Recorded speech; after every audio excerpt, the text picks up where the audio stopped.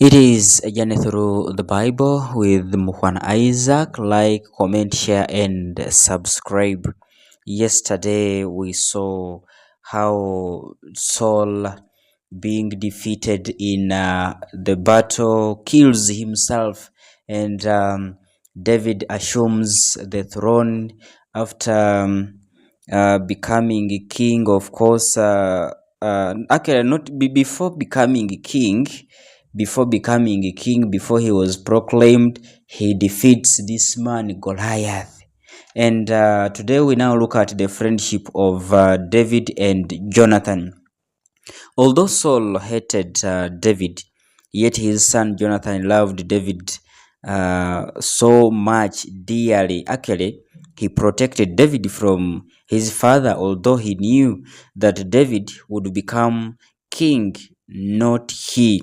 The love of David and Jonathan, the love of the two, is one of the deepest friendships described in the Bible. The Philistines killed this young man, Jonathan, in the battle on Mount Gilboa. Afterwards, actually, David made a hymn to remember, in remembrance, yes, of the two, to remember the sorrow at the death of Saul and Jonathan. Remember when Saul killed himself, David wasn't pleased at all, and it wasn't when Jonathan died. In that song, David says of Jonathan, his beloved friend, Jonathan lies slain upon thy high places of Mount Gilboa. I am distressed for you, my brother Jonathan. Very pleasant have you been to me. Your love to me was wonderful, passing the love of women. Second Samuel chapter 1 verse 25 up to about 26. And the Latin Vulgate translation adds, as the mother loves her only son, so did I love you. And after that, we now look at this man David being proclaimed king of all Israel. Immediately after the death of Saul, David was proclaimed king at Hebron by the people of his own tribe, the tribe of Judah. Though, of course, Samuel, now dead, had already anointed him some time before as king of Israel after God had rejected Saul. But as could be expected, the northern tribes did not want another man from the south to be their second king, because they had already seen what Saul did and they did not expect anything good to be coming from that side, and so they made their own king. It took them more than 7 years before they would accept that although he was a southerner, David was a man. They could not refuse to accept as their ruler. He was cheerful, devout, intelligent, clever, strong, charming, and of course kind. A man loved by the people. So after 7 years, all the tribes of Israel sent their elders to Hebron, and they all accepted David as king of both the north and the south of Israel. Remember, there is this saying which goes, once beaten, of course, you'll always know that there is something around that area. And that is why when someone, a teenager, is about to land in problems and one has been warned, they will say, let's first wait and see what happens. He will run back to us for advice. Those are elders. So the people of Israel, especially those in the northern kingdom, they had that fear.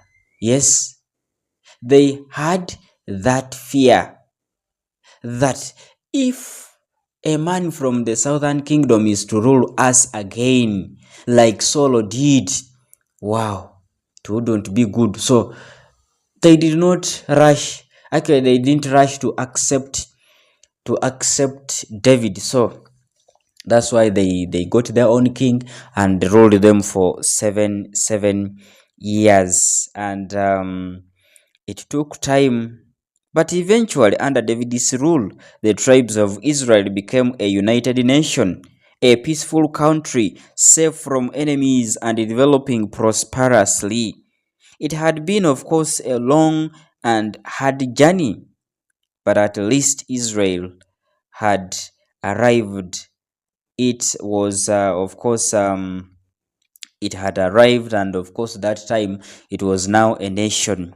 Yes, this David you hear of was a soldier king. King David's reign lasted from 1010 BCE to 970. That is still BCE. Yes, though much was done during these 40 what days, it was not an easy period. It had taken 7 years to win the support of the northern tribes. The Philistines still held large parts of the country. Their victory over Saul had split the country into two from west to east.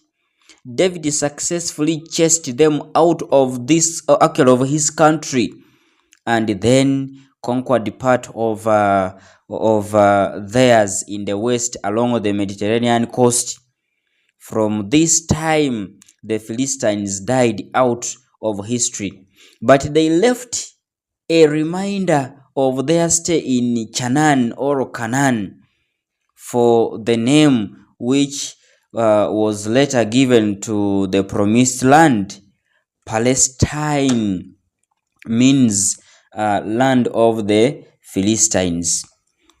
All of that now remained in military matters was to chase away small groups of Canaanites who lived in well defended mountainous towns.